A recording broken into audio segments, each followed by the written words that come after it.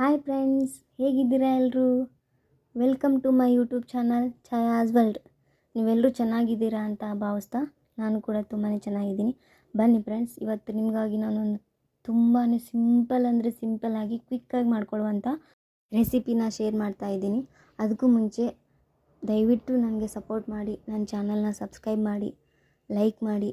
ಆಮೇಲೆ ಏನಾದರೂ ಕುಂದುಕೊರತೆ ಆಗಿರೋ ಅಥವಾ ನಾನೇನಾದರೂ ತಪ್ಪಾಗಿ ಹೇಳಿದರೆ ದಯವಿಟ್ಟು ಕ್ಷಮಿಸಿ ಮತ್ತು ಕಮೆಂಟ್ ಮೂಲಕ ತಿಳಿಸಿ. ನಾನು ಮುಂದಿನ ದಿನಗಳಲ್ಲಿ ಅದನ್ನು ಸರಿಪಡಿಸ್ಕೊಳ್ಳೋ ಪ್ರಯತ್ನ ಪಡ್ತೀನಿ. ಒಂದು ಪಾತ್ರೆನ ತೊಗೊಂಡು ಅದಕ್ಕೆ ಎಣ್ಣೆ, ಜೀರಿಗೆ, ಸಾಸಿವೆ, ಕಡಲೆಬೇಳೆ ಮತ್ತು ಉದ್ದಿನಬೇಳೆನ ಹಾಕಿ ಚೆನ್ನಾಗಿ ಬೇಯಕ್ಕೆ ಬಿಡಿ. ನೆಕ್ಸ್ಟ್ ಇಲ್ಲಿ ನಾನಿಲ್ಲಿ ಹಸಿಮೆಣ್ಸಿಕಾಯಿನ ಹಾಕ್ಕೊಳ್ತಾ ಇದ್ದೀನಿ. ಆಮೇಲೆ ಶೇಂಗಾ ಅಂದರೆ ಕಡಲೆ ಬೀಜನ ಹಾಕ್ಕೊಳ್ತಾ ಇದ್ದೀನಿ.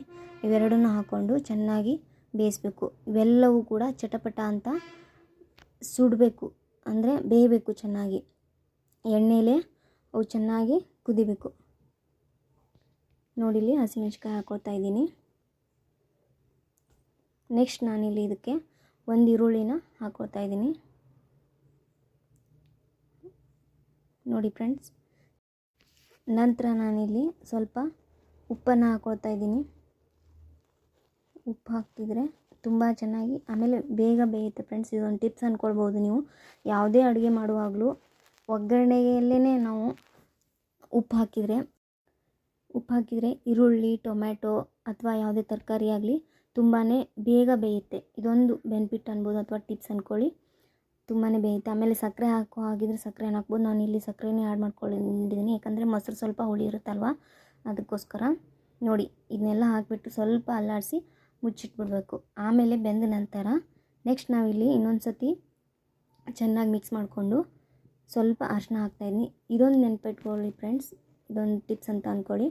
ಯಾವಾಗಲೂ ಅರಿಶಿನ ಇನಿಷಿಯಲ್ಲಾಗಿ ಹಾಕಬಾರ್ದು. ಅಂದರೆ ಫಸ್ಟೇ ನಾವು ಹೇಗೆ ಉಪ್ಪು ಹಾಕಿದ್ವಲ್ಲ ಆ ಥರ ಆವಾಗಲೇ ಹಾಕಬಾರ್ದು. ಯಾಕಂದರೆ ಅರಿಶಿನ ಯಾವಾಗಲೂ ತಳ ಹಿಡ್ಕೊಳ್ಳುತ್ತೆ, ಅಂದರೆ ಹೊತ್ತುತ್ತೆ.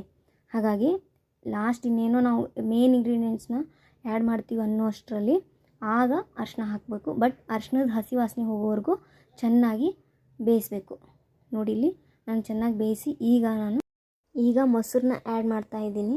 ಮೊಸರನ್ನ ಆ್ಯಡ್ ಮಾಡಿಕೊಂಡು ಒಂದು ಸ್ವಲ್ಪ ಹೊತ್ತು, ತುಂಬ ಹೊತ್ತಲ್ಲ, ಸ್ವಲ್ಪ ಹೊತ್ತು ಚೆನ್ನಾಗಿ ಮಿಕ್ಸ್ ಮಾಡಿಕೊಂಡ್ರೆ ನಮ್ಮ ಮೊಸರು ಒಗ್ಗರಣೆ ready to eat. I hope you like this video. Thanks for watching.